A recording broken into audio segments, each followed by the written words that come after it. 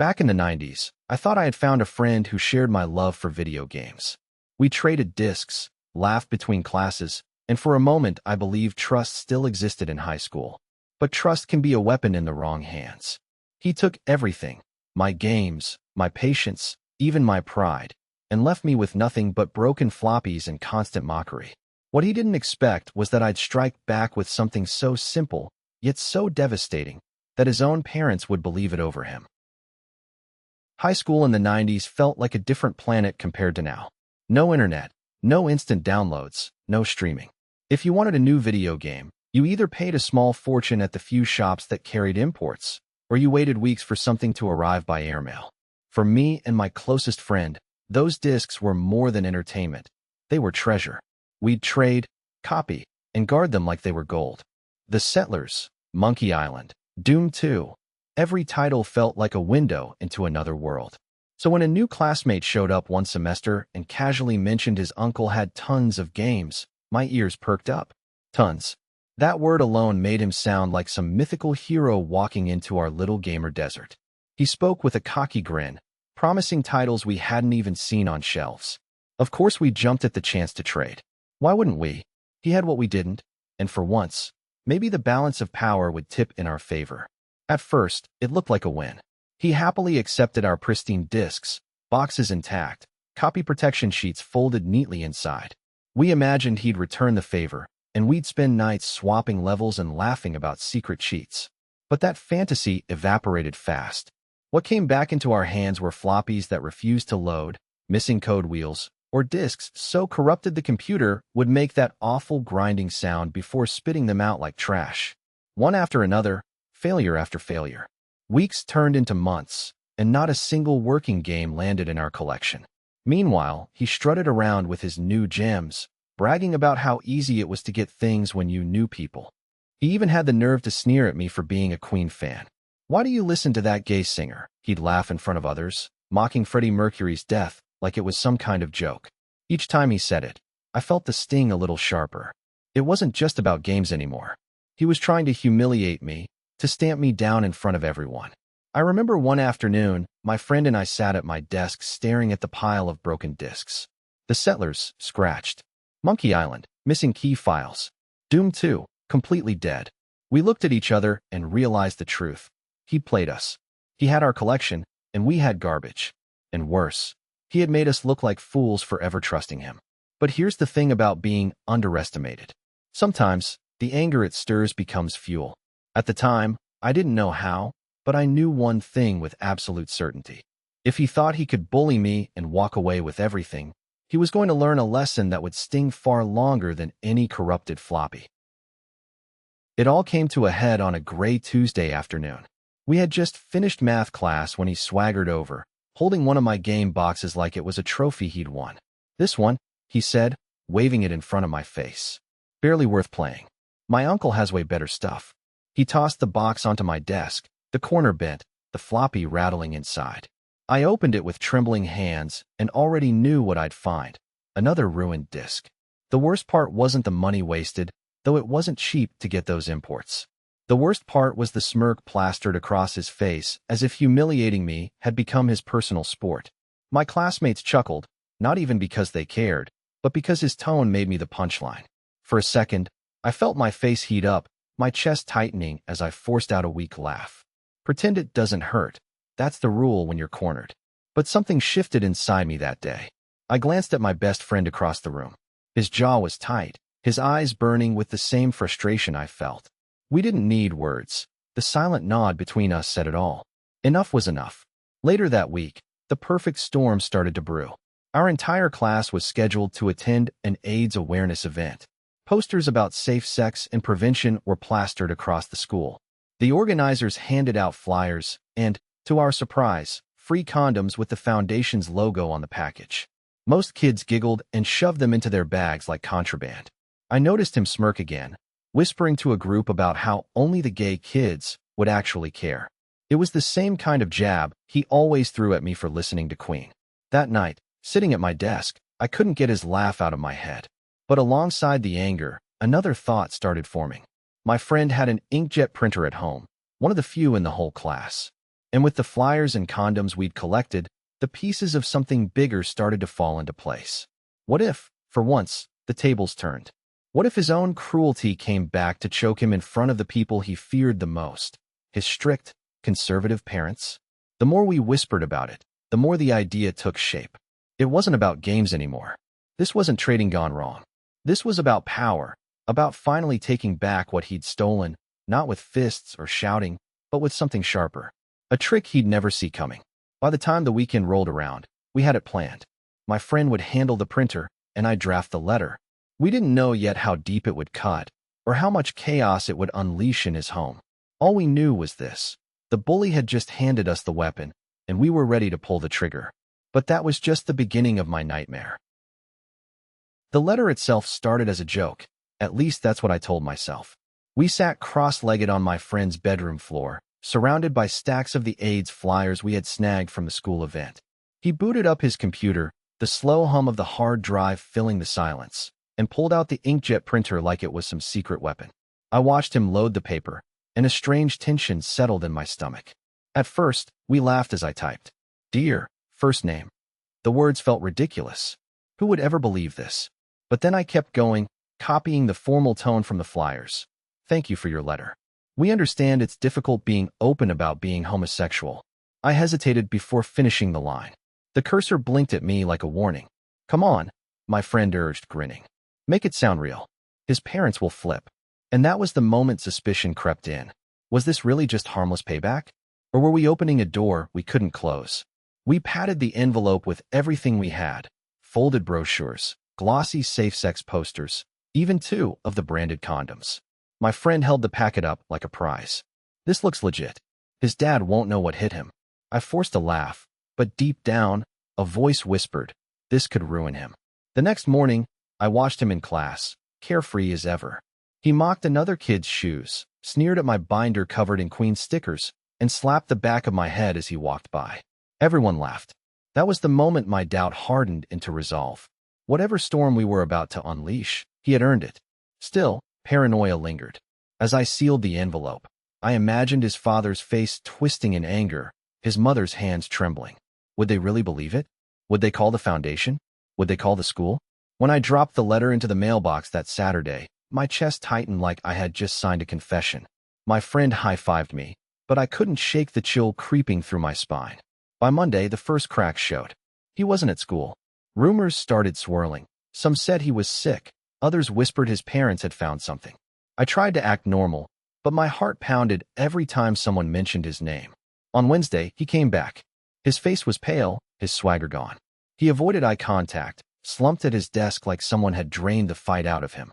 And that's when the truth landed like a thunderclap. The letter had worked. His parents had seen it, believed it, and reacted exactly how we imagined. But watching him like that, broken and silent, stirred something I hadn't expected. Satisfaction, yes, but also fear. If his parents could be fooled this easily, what would happen if they turned their rage toward us? Then I found something that confirmed my worst fears. The confirmation came faster than I ever expected.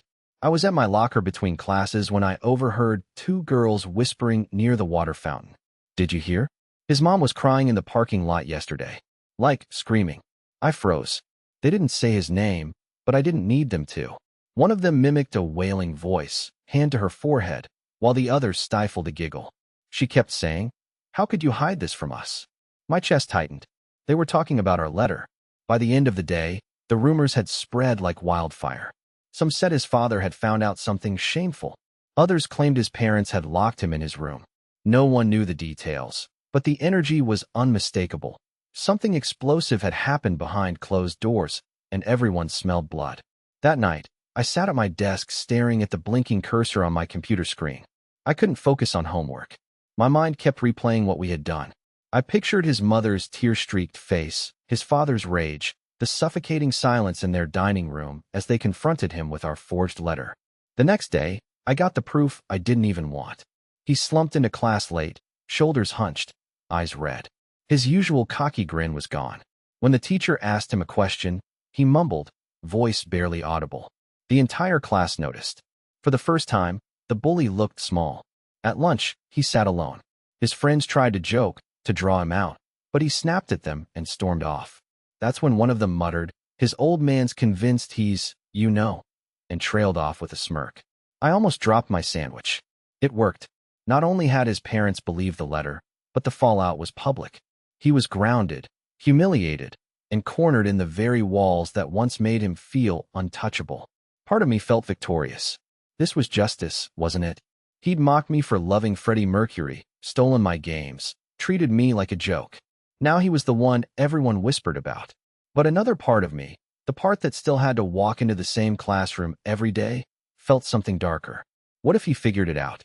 What if he turned his anger on me? Later that week, I got my answer. He cornered me near the library, his eyes blazing despite the weariness in his face.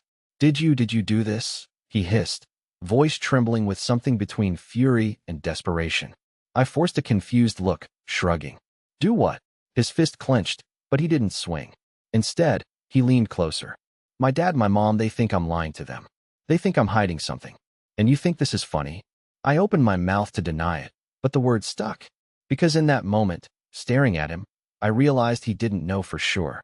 He only suspected, and suspicion was enough to tear his world apart. I wasn't ready for what I was about to discover. I thought the fallout would stay inside his house. Tears, arguments, maybe some grounding. That was the scale of punishment I had pictured. But reality had sharper edges. It started with whispers in the hallway. Teachers seemed to glance at him longer than usual, like they'd been warned to keep an eye on him. Then one morning, our homeroom teacher walked in looking grim and told the class, "Respect and kindness matter here. We don't mock others for who they are." She didn't say his name, but every head turned toward him. His ears burned crimson. That was when the knot in my stomach tightened.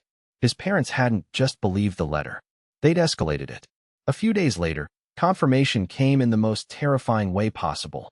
The principal called him and his parents into the office. We all watched through the glass doors as his father gestured wildly, his mother clutching a tissue, the boy's face pale and tight. My friend nudged me under the table, eyes wide. This wasn't a prank anymore. This was official.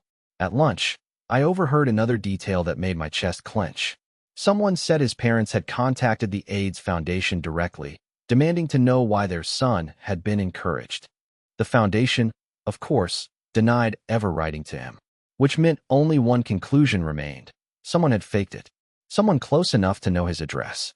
Someone with access to the flyers. For a terrifying moment, I was sure we were caught. I pictured the principal calling my parents, the shame of explaining myself in that office, my future collapsing over a stupid act of revenge. I couldn't eat. My friend sat across from me, chewing slowly, pretending not to notice the sweat on my forehead. But the strange thing was, he didn't point the finger at us. Not directly. When he came back to class, his eyes swept the room, suspicion sharp, but he stayed silent. He knew. Or at least, he guessed. But how could he prove it? Still, the cracks in his armor were obvious. The boy who once strutted through the halls now avoided eye contact, sat hunched over his desk, and flinched whenever his parents appeared at school. His mother even waited outside the gates one afternoon, arms crossed, as if guarding him from himself. That night, lying in bed, I stared at the ceiling, heart pounding. We'd wanted payback for broken games and mocking laughter. Instead, we had detonated something that reached beyond our control, into his family, his reputation, his standing at school. For the first time, I wondered if we had gone too far. But then I remembered the sting of humiliation, the ruined discs, the endless taunts about my music taste. He had taken everything from me. Maybe it was only fair that he lost something too. Still, one thought lingered like a shadow I couldn't shake. This wasn't the end. The way his eyes followed me, sharp and burning, told me he wasn't done. This went so much deeper than I thought. The letter had done its damage. That much was clear. But the question that gnawed at me was it enough? Every time I passed him in the hallway, his shoulders were still slumped, his expression drawn tight. His friends whispered behind his back now, not to his face. And yet, whenever our eyes met, there was fire there, suspicion, maybe even hatred. He hadn't confronted me again, but the silence between us felt loaded, like a storm waiting to break. At home, I tried to act like nothing had changed. I'd boot up one of the few games I still had, stare at the pixelated loading screen, and feel the emptiness gnaw at me. My shelf, once lined with boxes and discs I was proud of, now looked like a graveyard. He had gutted my collection, piece by piece, and I couldn't let that go. Still, doubt clung to me. I replayed the rumors about his mother crying, his father raging. The image of him sitting alone in class haunted me. Was I really any better than him now? He had bullied me with smirks and broken discs. I had retaliated with something that cut into the core of his family life.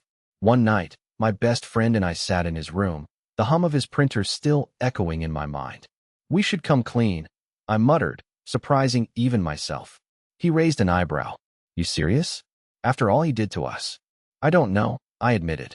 "What if this gets worse? What if the principal figures it out? My parents, your parents, we'd be screwed." He leaned back, shaking his head. "Look, he deserves this. You think he'd feel bad if it were you? No chance. Besides, we didn't touch him. We just made him sweat. That's fair game." I wanted to believe him. I wanted to cling to that sense of justice, of finally standing up to the bully who had taken so much. But another part of me, the part that saw the cracks in his armor, wondered if we had opened a wound that might never heal. And yet, something inside me hardened again. Maybe guilt was the price of finally leveling the field. Maybe justice wasn't clean. The thought made me uneasy, but it also gave me resolve. The next day, when he brushed past me in the hallway, his shoulder knocking mine, I didn't flinch. I met his glare with a steady stare of my own. For the first time, I wasn't afraid. That night, lying in bed, I realized the truth. I couldn't undo what we had done. I could only decide whether to bury it deeper or own it when the time came. Either way, the story wasn't over. I spent sleepless nights planning. Finally, I knew what I had to do. It happened during one of those long afternoons when the air in the classroom felt heavy, every tick of the clock dragging. He sat 2 rows over, scribbling in his notebook, but his eyes kept darting toward me. The suspicion was like a shadow that followed me everywhere. I couldn't take it anymore. At lunch, I pulled my friend aside. "We can't keep this up. He's going to figure it out. Maybe we should. I don't know, admit something. Not everything, just enough to throw him off." My friend frowned. "You mean tell him? That's suicide." "Not tell him exactly. Just hint. Make it sound like we contacted the foundation in his name. Like we set it up, but we weren't the ones who faked the letter." He shook his head, but I could see the calculation in his eyes. "Maybe. That way, it looks like we meddled, but we're not the real criminals." The plan crystallized faster than I expected. That afternoon, we caught him behind the gym. He froze when he saw us, his fists tightening, like he was ready for a fight. My heart pounded, but I forced myself to speak. "Look," I said, keeping my voice low. "We might have pushed the foundation to reach out, just to teach you a lesson." His eyes widened, confusion flickering across his face. "You what?" My friend jumped in. "We didn't write anything ourselves. We just gave them your name. That's all. The letter? The flyers? That's on them." For a moment, he stood there, breathing hard. Then he laughed, a hollow, bitter sound. "You idiots. You think this is funny? You think screwing with my family is a joke?" I swallowed, heat crawling up my neck. "It's not about your family. It's about you. You used us, mocked us. We just wanted payback." Something shifted in his expression. Not relief, exactly, but a release, like he finally had an explanation he could live with. He sneered, muttered something under his breath, and stormed off. That night, I felt lighter than I had in weeks. Maybe it was over. Maybe now that he thought the letter had been real, he'd let it go. I even managed to enjoy a game without the gnawing guilt chewing at my insides. For a few days, things seemed normal. He came to class, kept mostly to himself, even stopped mocking me. I almost convinced myself the storm had passed, that we'd pulled it off. But then came the summons. The principal wanted to see us, all 3 of us. My stomach dropped as I walked into the office and saw his parents sitting stiffly in their chairs, eyes like knives. He sat beside them, arms crossed, expression hard. And in that moment, I realized the false calm was just that, false. The real reckoning was only beginning. I thought it was over. I couldn't have been more wrong. The principal's office felt colder than the rest of the school. The blinds were drawn halfway, stripes of sunlight cutting across the carpet. My heart hammered in my chest as I sat down, my friend beside me shifting uncomfortably in his chair. Across from us, his parents loomed like executioners. His father's jaw was clenched tight, his mother's eyes red and puffy. He himself sat stiff, arms folded, glaring at us with a mix of triumph and fury, like he finally had the leverage to bring us down. The principal cleared his throat. "Boys," he said slowly, "there's a very serious matter we need to address. It has come to my attention that someone impersonated a health foundation and sent inappropriate materials to a student's home. Do either of you know anything about this?" The silence was unbearable. My palms were slick with sweat. I could hear my own heartbeat in my ears. My friend shot me a look, the kind that said, "Don't you dare crack." His father slammed a hand on the desk. "This is no laughing matter. My son has been humiliated in his own home. His mother," he gestured toward the woman beside him, who sniffled into her tissue, "has been in tears for days. And you two think this is some kind of prank." I opened my mouth, then closed it again. Words tangled in my throat. I wanted to say, we didn't mean it to go this far. I wanted to say he deserved it. But under his father's burning gaze, all I could do was shrink. My friend spoke first. "Come, steady. We don't know anything about a letter. We only know he's been giving us broken discs for months. Maybe this is karma." The principal's eyebrows shot up. Broken discs? For a split second, I saw the boy's face flush crimson. He leaned forward. "They're lying. They're trying to ruin me because they're jealous." His father's voice thundered through the room. "Enough." The room spiraled into chaos. Accusations, denials, half-truths spilling out faster than I could keep up. My stomach twisted tighter with each passing second. The principal tried to regain control, but his voice was drowned out by the shouting. Then came the breaking point. His mother's voice cracked as she wailed. "Why would you write something like that? Do you hate him so much?" The words hit me like a slap. Why would you write something like that? My throat tightened, because the answer was yes. I had hated him. Enough to weaponize his parents against him. Enough to make him feel the sting I had carried for months. When the meeting finally ended, nothing was resolved. The principal muttered something about further investigation. His parents stormed out, and he shot us a glare that promised retaliation.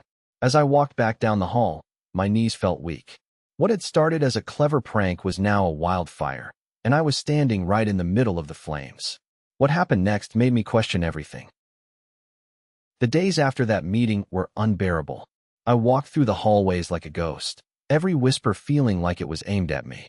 They're saying the foundation never sent that letter. The principal's investigating. His parents want someone punished. Each rumor stabbed deeper, until I could barely keep my head up. At home, I couldn't sleep. I lay awake staring at the ceiling, the hum of my computer in the corner sounding like a ticking bomb. My mind replayed every step of what we'd done. The printer spitting out the fake letter, the envelope sealed with shaking hands, the moment it dropped into the mailbox. I thought it had been clever. Now it felt like a confession I couldn't take back. My friend tried to keep me steady. "Relax," he said one afternoon as we sat in his room, blinds drawn. "They can't prove anything. We didn't sign our names. It could have been anyone." But the words didn't calm me. Because I knew the truth. It couldn't have been anyone. Only we had the flyers, the condoms, the printer. Only we had the motive. If the adults connected the dots, we were finished. The breaking point came when my father called me into the kitchen. He folded his arms. Serious. "Your principal called," he said. "He mentioned there's been some trouble at school. Something about a letter. Is there anything you want to tell me?" My throat closed up. My hands trembled against the back of the chair. I shook my head, forcing out a weak "No." He studied me for a long moment before sighing. "If you're lying, it will come out. I hope you understand that." I nodded, but inside, panic was clawing at me. The walls were closing in. My father's disappointment weighed heavier than any punishment. The next day at school, I saw him, the boy we had targeted. He looked worn down, dark circles under his eyes, his usual arrogance drained. But when his gaze locked on mine, it wasn't weakness I saw. It was resolve. A quiet, simmering fury that made my stomach drop. By lunchtime, word spread. His parents were demanding harsher action. They wanted expulsions. They wanted names. Suddenly, it wasn't just about him anymore. It was about us. That night, alone in my room, the guilt finally broke me. I sat at my desk, head in my hands, tears stinging my eyes. We had wanted payback for broken games, for months of humiliation. But what we had unleashed had spiraled beyond our control. For the first time, I wished we had never done it. I wished I had just walked away, accepted the loss, and let him keep his hollow victories. But it was too late. The fuse was lit, and the explosion was inevitable. I realized what I had to do to end this once and for all. The second summons to the principal's office felt like a death sentence. My legs were heavy as I walked down the hallway, each step echoing too loudly. My friend was beside me, lips pressed into a thin line, pretending to be calm but gripping his notebook so tightly the corners bent. When we entered, the room was already crowded. The principal, his parents, and him, arms crossed, eyes blazing with a kind of triumph that made my stomach turn. The principal gestured for us to sit. "We need full honesty today," he said firmly. "No more games. This situation has gone too far." His father leaned forward immediately, voice sharp. "They did it. I know they did it. My son's been humiliated, his reputation dragged through the mud. Someone has to be held accountable." I wanted to sink into the chair and disappear. The words burned into my skull, held accountable. The principal looked at us. "Boys, is there anything you'd like to confess before I proceed?" The silence stretched unbearably. My friend shook his head, jaw tight. But I couldn't. The guilt had been rotting inside me for weeks, and now, under the crushing weight of all those eyes, it cracked open. "It was us," I blurted out. My voice shook, but the words were clear. "We wrote the letter." The room exploded. His mother gasped, clutching her chest. His father surged to his feet, fists clenched. The principal raised his hands, demanding order, but his voice was drowned out by the chaos. "You monsters," his father bellowed. "Do you understand what you've done to our family? To my son?" Tears stung my eyes as I forced myself to speak. "He stole from us. He gave us broken games, treated us like trash, mocked us for everything. We wanted him to feel what it's like to be humiliated. We never thought it would go this far." For the first time, his expression faltered. The boy who had smirked through months of torment actually looked shaken, as if he hadn't expected me to throw his own sins into the light. His mother glanced at him sharply, searching his face. His father's jaw tightened even more. The principal finally regained control, his voice cutting through the noise. "This was cruel and deeply inappropriate. But I've also heard accusations about theft, bullying, and harassment. Clearly, there's more to this story than one letter." The room went quiet. For a moment, no one moved. Then, in a low voice, the principal said, "You will both face consequences. But so will you," he added, turning his gaze to the boy. In that moment, I realized something. I hadn't just confessed. I had shifted the spotlight. For once, he wasn't untouchable. For once, the truth about him was out in the open. Walking out of that office, heart still pounding, I felt strangely lighter. The punishment would come, sure, but so would the justice. Finally, the bully's mask had cracked, and there was no going back. The weeks that followed were surreal. The principal handed down minor disciplinary action for my friend and me, detention, a written apology, and a warning about future conduct. It wasn't fun, but compared to the storm we had weathered, it felt almost trivial. He, the boy who had tormented us, received a harsher consequence. His parents imposed curfews, restrictions, and an endless lecture series on trust and respect. At school, his reputation had shifted dramatically. The smug smirks, the whispered taunts, the casual arrogance, all replaced by cautious silence. He walked the halls with a new wariness, no longer the untouchable kingpin of our little gaming world. Despite the chaos, something surprising happened. Once the anger faded, I realized we hadn't just gotten revenge. We had exposed his patterns, made him confront the consequences of his cruelty. He wouldn't admit it aloud, but the shift in his behavior was undeniable. The bully who had thrived on other people's misfortune was now forced to reflect. For my friend and me, the experience was transformative. The games we had lost were material, replaceable. But the sense of justice, the satisfaction of seeing karma unfold, was lasting. It wasn't cruelty for cruelty's sake. It was clever, precise, and ultimately, a lesson in accountability. Years later, I still think back to that time. It wasn't perfect. There were moments I questioned whether we had gone too far. There were sleepless nights when the worry of exposure gnawed at me. But the lesson endured. Standing up to those who abuse trust doesn't always come from confrontation or fists. Sometimes it's strategy, timing, and a little audacity. Even now, 3 decades later, I smile thinking about it. That simple idea, a fake letter, a few flyers, and some well-placed condoms, changed the balance of power in a world that had once felt so unfair. It wasn't about hurting someone for the sake of it. It was about reclaiming what was taken and restoring some sense of fairness. When I tell this story, people often ask if I regret it. I don't. Not entirely. It was messy, chaotic, and risky, but it was also one of the most satisfying experiences of my life. It taught me to assess situations carefully, plan deliberately, and sometimes use intellect over force. Most importantly, it reminds me that revenge, when executed thoughtfully, can be both a shield and a statement. The bully got what he deserved, and I learned that standing up for yourself doesn't always mean raising your voice. Sometimes it means raising the stakes in ways no one expects. Even today, whenever I see a new game come out, I can't help but remember those weeks of the 90s. The thrill of the plan, the anxiety of execution, the chaos of its fallout, and the quiet, almost giddy satisfaction that we had finally leveled the playing field. And in the end, that's why, even after 30 years, I still call it the best revenge I ever took in my life.